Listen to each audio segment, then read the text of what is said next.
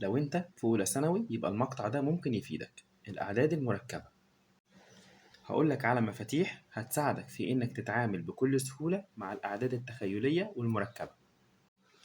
لازم تعرف إن ت بتساوي جذر سالب واحد، ت أس 2 بتساوي سالب واحد، ت أس 3 بتساوي سالب ت أس 4 بيساوي واحد. واستخدام المفاتيح دي سهل جدا. مثلا ت أس أي عدد، عشان نحلها هنقسم الأس على 4. نقسم الأس على 4. لو يقبل القسمة على 4 ولا يوجد باقي، يعني القسمة تنفع ومفيش باقي، يبقى إذا الناتج يساوي واحد على طول. يعني مثلا ت أس 12 هنقول 12 على الأربعة بيساوي 3. إذا ت أس 12 بيساوي واحد. ت أس 20 هنقول 20 على الأربعة بيساوي 5، يبقى يقبل القسمة يبقى بيساوي واحد. طيب ت أس 64، 64 على الأربعة فيها 16، يبقى يقبل القسمة على طول يبقى بيساوي واحد. نفس الكلام ت أس 100، برضو 100 على 4 بيساوي 25، يبقى بيساوي واحد. طيب لو لا يقبل القسمة على 4، إذا نقسم ونلاحظ الباقي، هنقسم ونشوف الباقي كام. يعني مثلا ت أس 15، هنشوف ال15 لا تقبل على الأربعة، يبقى نشوف ال15 أهي قبل ال15 ويقبل القسمة على 4 مين؟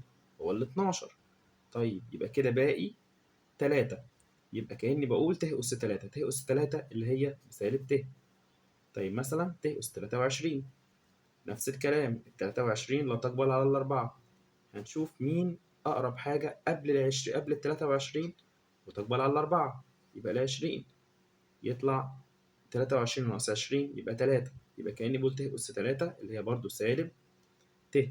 طيب ت أس 6، ت أس 6 الستة لا تقبل، يبقى هنشوف مين أول حاجة قبل الستة تقبل القسمة على الأربعة، يبقى الستة هيبقى كام؟ هيبقى 4 نفسها، يبقى كأني بقول 6 ناقص 4 2، تبقى ت أس 2 اللي هي تطلع سالب واحد. طيب مثلا ت أس 45، نفس الكلام ال45 لا تقبل القسمة على الأربعة، يبقى هنشوف مين أقرب عدد لل45 ويكون يقبل القسمة على الأربعة، ولازم يكون أصغر من 45. يبقى 45 كده ناقص، يطلع مين مثلا أول حاجة قبلها؟ يبقى ال44. ال44 الفرق بينهم واحد، يبقى كأني بقول ت أس واحد. ت أس واحد اللي هي مين؟ اللي هي تبقى جذر سالب واحد، أو ممكن نخليها ت زي ما هي. طيب لو أس سالب تعمل إيه؟ زي مثلا ت أس سالب 5، سهلة جدا، هنستخدم القوانين بتاعة تانية إعدادي، هتبقى نزل الأس السالب في المقام تبقى واحد على ت أس 5. طيب هكتب ت أس 5 تحت كده أهي، والواحد ده هحط مكانه هنا ت أس أول رقم مضاعف للأربعة بعد الخمسة. تاني كده أهو، أول مضاعف للأربعة بعد الخمسة. طب مين أول مضاعف للأربعة بعد الخمسة؟ هيبقى التمانية، لأن الستة ولا السبعة مضاعفات للأربعة. يطلع كده هنستخدم القوانين اللي خدناها في تانية إعدادي، هيطلع ت بتساوي في عملية القسمة بنطرح الأسس، هيبقى 8 ناقص 5 بتساوي ت أس 3. ت أس 3 باستخدام المفاتيح الأربعة اللي قلناها في الأول هتساوي سالب ت. مثلا لو قالك عايزين نفك المقدار ده 1 ناقص ت أس 4، طيب هنعمل إيه ببساطة خالص؟ هتعمل كده 1 ناقص ت أس 4 دي كده بتساوي الإشارة السالب تنزل، وبعد كده تعمل إيه بقى؟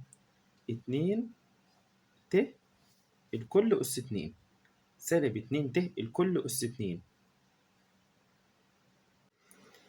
سالب 2 ت دي السالب بننزلها هنا، والاتنين ت ثابتة دايما، واقسم على الأس، يعني 4 على 2 فيها الاتنين. طيب وبعد كده دي ممكن نتعامل معاها بكل سهولة، سالب 2 أس 2 في ت أس 2، سالب 2 أس 2 اللي هي 4، وت أس 2 اللي هي بتساوي سالب واحد، يبقى كأني بقول سالب 4. طيب مثلا اداني المسألة دي 1 ناقص ت الكل أس 5. خد بالك القاعدة دي ما ينفعش نطبقها بس غير مع الأس الزوجي، وبالتالي هنا الخمسة فردي ما ينفعش نطبقها. يبقى هنعمل إيه؟ هنفك الخمسة دي لأربعة وواحد، يعني هتبقى كده واحد ناقص ت أس أربعة في واحد ناقص ت أس واحد. طيب باستخدام القانون اللي قلناه من شوية، واحد ناقص ت أس أربعة دي اللي هي هتبقى سالب اتنين ت الكل أس اتنين في واحد ناقص ت أس واحد. طيب ده بيساوي سالب اتنين أس اتنين بأربعة في ت أس اتنين سالب واحد في واحد ناقص ت أس واحد. يبقى هنا كده كأني بقول سالب أربعة في واحد ناقص ت اللي هو بيساوي سالب أربعة زائد أربعة ت. طيب مثلا واحد ناقص ت الكل أس عشرة، ده هنا الأس هنا العشرة زوجي، يبقى ممكن أطبق القاعدة على طول وأقول ده بيساوي سالب اتنين ت أس نص العشرة يبقى خمسة. طيب بعد كده هنوزع الخمسة على السالب اتنين وعلى الت. سالب اتنين أس خمسة هيطلع سالب اتنين وتلاتين، وت أس خمسة أهي. طيب ت أس خمسة نتعامل معاها ازاي؟ المفاتيح اللي قلناها في الأول، سالب اتنين وتلاتين، الخمسة عدد فردي. طيب مين اللي قبلها ويقبل القسمة على الأربعة؟ هي الأربعة نفسها. طيب الفرق بينهم واحد، يبقى كأني بقول ت أس واحد.